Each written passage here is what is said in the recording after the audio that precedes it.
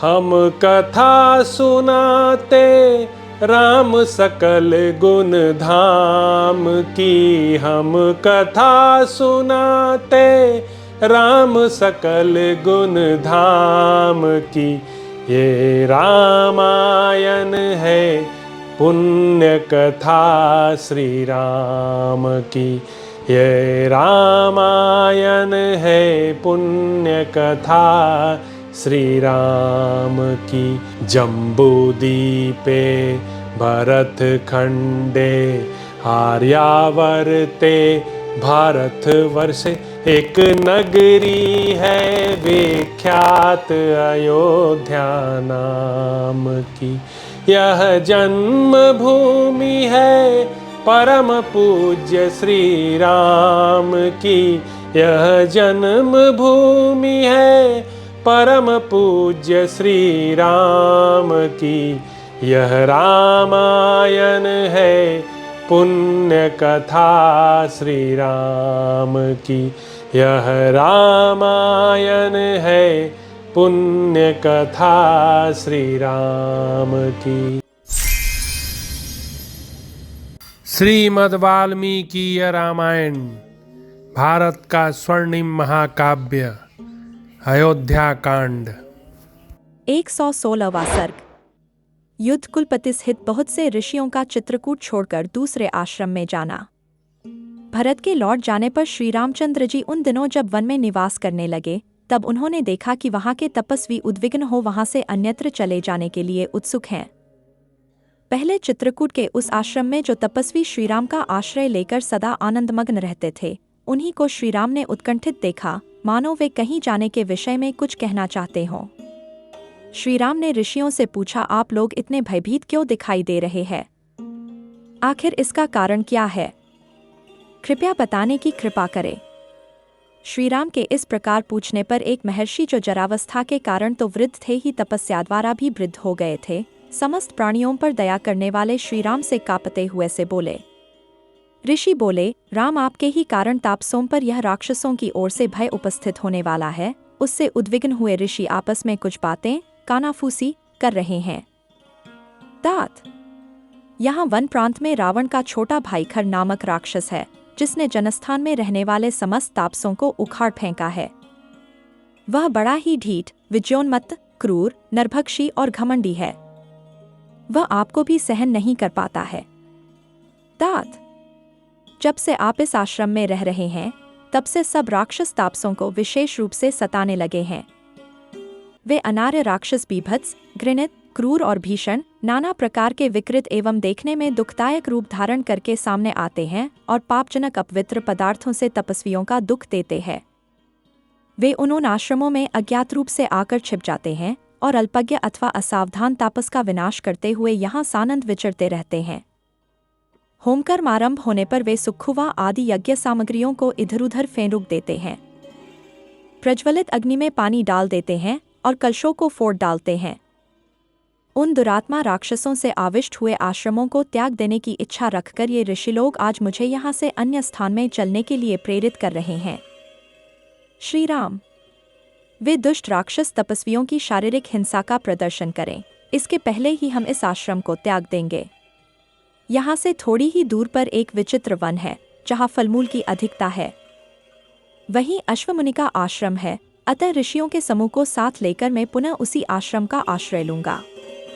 श्रीराम, खराब के प्रति भी कोई अनुचित बर्ताव करे, उसके पहले ही यदि आपका विचार हो तो हमारे साथ ही यहाँ से चल दीजिए। रघुनंदन, यद्यपि आप सदा सावधान रहने वाले तथा राक्षसों के दमन में समर्थ हैं, तथापि पति के साथ आजकल उस आश्रम में आपका रहना संदेहजनक एवं दुखदायक है। ऐसी बात कहकर अन्यत्र जाने के लिए उत्कंठित हुए उन तपस्वी मुनि को राजकुमार श्रीराम सांत्वनाजनक उत्तर वाक्यों द्वारा वहां रोक नहीं सके। तत्पश्चात वे कुलपति महर्षि श्रीरामचंद्र जी का अभिनंदन करके उनसे पूछकर और उन्हें सांत्वना देकर इस आश्रम को छोड़ वहां से अपने दल के ऋषियों के साथ चले गए। श्री रामचंद्र जी वहां से जाने वाले ऋषियों के पीछे पीछे जाकर उन्हें विदा दे कुलपति ऋषि को प्रणाम करके परम प्रसन्न हुए। उन ऋषियों की अनुमति ले उनके दिए हुए कर्तव्य विषयक उपदेश को सुनकर लौटे और निवास करने के लिए अपने पवित्र आश्रम में आए। उन ऋषियों से रहित हुए आश्रम को भगवान श्रीराम ने एक क्षण के लिए भी नहीं छोड़ा। जिनका ऋषियों के समान ही चरित्र था, उन श्री रामचंद्र जी में निश्चय ही ऋषियों की रक्षा की शक्तिरूप गुण विद्यमान है। ऐसा विश्वास रखने वाले कुछ तपस्वीजनों ने सदा श्री राम का ही अनुसरण किया। वे दूसरे किसी आश्रम में नहीं गए। 117वां सर्ग। श्री राम आदि का अत्रि मुनि के आश्रम पर जाकर उनके द्वारा सत्कृत होना तथा अनसुया द्वारा सीता का सत्कार। उन सब ऋषियों के चले जाने पर श्री रामचंद्र जी ने जब बारंबार विचार किया, तब उन्हें बहुत से ऐसे कारण ज्ञात हुए जिनसे उन्होंने स्वयं भी वहां रहना उचित न समझा। उन्होंने मन ही मन सोचा, इस आश्रम में मैं भरत से, माताओं से तथा पूर्वासी मनुष्यों से मिल चुका हूँ। यह स्मृति मुझे बराबर बनी रहती है और मैं प्रतिदिन उन सब लोगों का चिंतन करके शोकमग्न हो जाता हूँ। महात्मा भरत की सेना का पड़ाव पड़ने के कारण हाथी और घोड़ों की लीदों से यहाँ की भूमि अधिक अपवित्र कर दी गई है। अतः हम लोग भी अन्यत्र चले जाएं, ऐसा सोचकर श्री रघुनाथ जी सीता और लक्ष्मण के साथ वहां से चल दिए। वहां से अत्रि के आश्रम पर पहुंचकर महायशस्वी श्रीराम ने उन्हें प्रणाम किया तथा भगवान अत्रि ने भी उन्हें अपने पुत्र की भांति स्नेहपूर्वक अपनाया। उन्होंने स्वयं ही श्रीराम का संपूर्ण आतिथ्य सत्कार करके महाभाग लक्ष्मण और सीता को भी सत्कारपूर्वक संतुष्ट किया। संपूर्ण प्राणियों के हित में तत्पर रहने वाले धर्मज्ञ मुनिश्रेष्ठ अत्रि ने अपने समीप आई हुई सबके द्वारा सम्मानित तापसी एवं धर्मप्रायणा बूढ़ी पत्नी महाभागा अनसुया को संबोधित करके सांत्वनापूर्ण वचनों द्वारा संतुष्ट किया और कहा, देवे विदेहराजन दिनी सीता को सत्कारपूर्वक हृदय से लगाओ।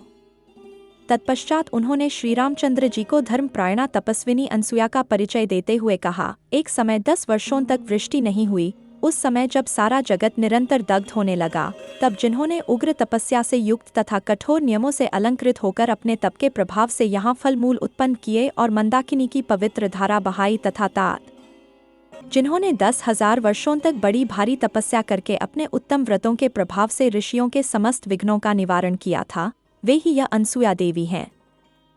निष्पाप श्री राम। इन्होंने देवताओं के कार्य के लिए अत्यंत उतावली होकर 10 रात के बराबर एक ही रात बनाई थी। वे ही ये अनसुया देवी तुम्हारे लिए माता की भांति पूजनीय है। ये संपूर्ण प्राणियों के लिए वंदनीय तपस्विनी है। क्रोध तो इन्हें कभी छू भी नहीं सका है। विदेहनदिनी सीता इन वृद्धा अनसुया देवी के पास जाएं। ऐसी बात कहते हुए अत्रि मुनि से बहुत अच्छा कहकर श्री रामचंद्र जी ने धर्मज्ञा सीता की ओर देखकर यह बात कही, राजकुमारी, महर्षि अत्रि के वचन तो तुमने सुन ही लिए। अब अपने कल्याण के लिए तुम शीघ्र ही इन तपस्विनी देवी के पास जाओ, जो अपने सत्कर्मों से संसार में अनसुया के नाम से विख्यात हुई हैं।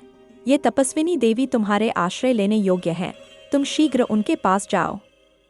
श्री रामचंद्र जी की यह बात सुनकर यशस्विनी मिथिलेश कुमारी सीता धर्म को जानने वाली अत्रिपंती अनसुया के पास गईं।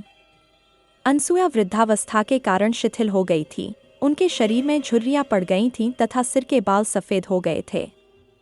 अधिक हवा चलने पर हिलते हुए कदली वृक्ष के समान उनके सारे अंग निरंतर काँप रहे थे। सीता ने निकट जाकर शांत भाव से अपना नाम बताया और उन महाभागा पतिव्रता अनसुया को प्रणाम किया। उन संयमशीला तपस्विनी को प्रणाम करके हर्ष से भरी हुई सीता ने दोनों हाथ जोड़कर उनका कुशल समाचार पूछा। धर्म का आचरण करने वाली महाभागा सीता को देखकर बूढ़ी अनसुया देवी उन्हें सांत्वना देती हुई बोली, सीते, सौभाग्य की बात है कि तुम धर्म पर ही दृष्टि रखती हो। मानिनी सीते, बंधु बांधवों को छोड़कर और उनसे प्राप्त होने वाली मान प्रतिष्ठा का परित्याग करके तुम वन में भेजे हुए श्रीराम का अनुसरण कर रही हो, यह बड़े सौभाग्य की बात है। अपने स्वामी नगर में रहें या वन में, भले हो या बुरे, जिन स्त्रियों को ये प्रिय होते हैं उन्हें महान अभ्युदयशाली लोकों की प्राप्ति होती है।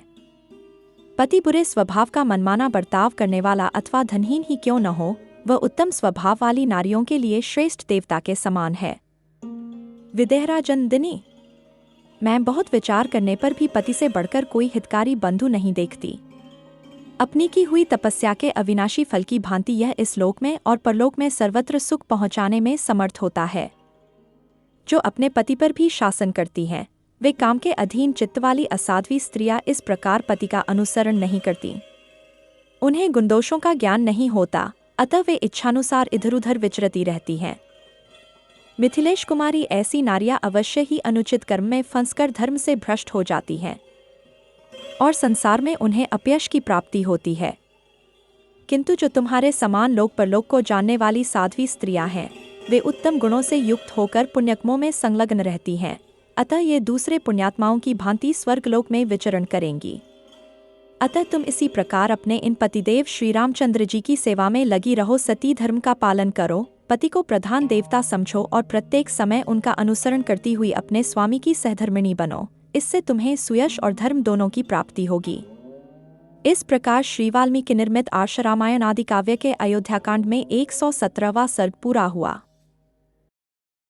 कथा सुनाते राम सकल गुण धाम की, हम कथा सुनाते राम सकल गुण धाम की। ये रामायण है पुण्य कथा श्री राम की, ये रामायण है पुण्य कथा श्री राम की। जम्बूदीपे भरत खंडे आर्यावर्ते भारत वर्षे, एक नगरी है विख्यात अयोध्या नाम की। यह जन्म भूमि है परम पूज्य श्री राम की, यह जन्म भूमि है परम पूज्य श्री राम की। यह रामायण है पुण्य कथा श्री राम की, यह रामायण है पुण्य कथा श्री राम की।